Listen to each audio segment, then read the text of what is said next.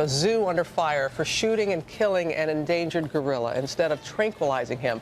After the animal dragged a child around its enclosure, the child had fallen into that enclosure. Officials are now defending their actions. ABC's Alex Perez has the latest from the Cincinnati Zoo, and we warn you, some of the video you're about to see may be disturbing. Alex? Hey, good morning, Robin. You know, the gorilla exhibit here remains closed, but I wanted to give you an idea of the height of that barrier that the child climbed over. This is a baby gate. The barrier was about this high, 3 feet tall. The images jaw-dropping. Oh my God! A 450-pound gorilla dragging around a 3-year-old boy like a rag doll.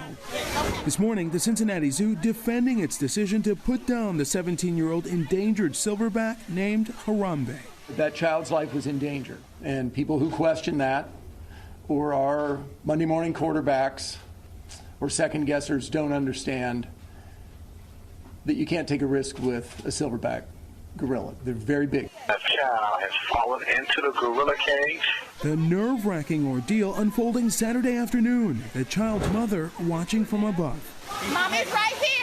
Authorities say the child climbed over the 3-foot barrier, made his way through wires and bushes, and then plunged the 15 feet into the moat. The gorilla cornering the boy and then picking him up. This child was being dragged around.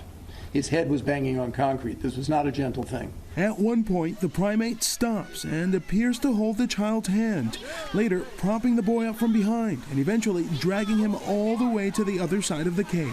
After 10 excruciating minutes, officials made the decision to shoot and kill him, saying that a tranquilizer dart would have been too risky. They had to do something very quickly. The dart takes too long. The child would not have a chance. The child home with his family now, suffering only minor injuries. This video from 2014 shows a 3-foot-high railing that separates the crowd from the exhibit. The barriers are safe. The trouble with barriers is that whatever the barrier is, some people can get past it. Much the same way you might lock your car and sometimes people get in your car. And no, the zoo's not negligent. Many taking to social media criticizing the child's parents. A Change.org petition calling for them to be held responsible for not supervising their child has nearly 300,000 signatures. But his mother saying in a now deleted Facebook post, as a society, we are quick to judge how a parent could take their eyes off of their child. Accidents happen, but I am thankful that the right people were in the right place. Monday, a special vigil held for Harambe, who was nicknamed Handsome. A memorial for the animal now growing.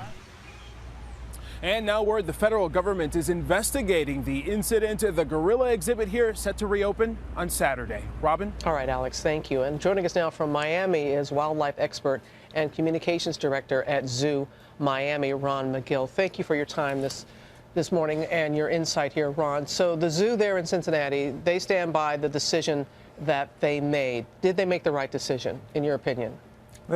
They absolutely did, Robin. This was a tragic situation. That gorilla was on loan to Cincinnati from our zoo in Miami, so there's a personal connection there. And having said that, they made the absolutely right decision. I need to let you know that that gorilla had no intention of hurting that child, and I don't think anybody believes that. However, that gorilla was disoriented, he was agitated, he didn't understand his strength. If you watch that video, you see how he takes that child into the corner. He's trying to get away from the commotion. The child is crying, the people are screaming. This was just a perfect storm of bad situations that ended in tragedy. And you alluded to it, Ron, but some people felt that when they saw the gorilla holding the child's hand and other things, that they thought that the gorilla was trying to protect the child, but you say that just isn't so. Well, I don't think he's trying to protect the child. He's confused. He certainly wasn't trying to hurt the child, right, but he didn't understand his strength. And when you see him whip him through the water like that, as the director said, that child could hit his head on the concrete. Things you didn't see as he was lifting the child up on the exhibit. He was banging the child on the rocks. This was becoming an escalated situation for that gorilla. He was becoming more and more upset. It was a horrible, horrible situation, but that decision had to be made, because had it not been made and that child had been badly injured or, God forbid, killed, we'd be having a much bigger discussion about why didn't the zoo do something sooner. That's true. The 3-foot barrier that we keep referring to and seeing, is there more that zoos, not just there in Cincinnati, but across the country, can do to protect those that are coming to see this wildlife? I can guarantee you, Robin, that all zoos right now are reevaluating all of these barriers. You know, unfortunately, sometimes something like this happens and you say, you know, at the Cincinnati Zoo, that barrier was great for 38 years. Then this happens and everybody's reevaluating. Anybody who says, oh, we're fine, we're comfortable, no, I can tell you every zoo is reevaluating everything right now. Probably so. All right, Ron McGill, thank you. Okay, let's bring in Dan Abrams to get a little bit more on this. There's a lot of anger about what the zoo did, and also at the parents.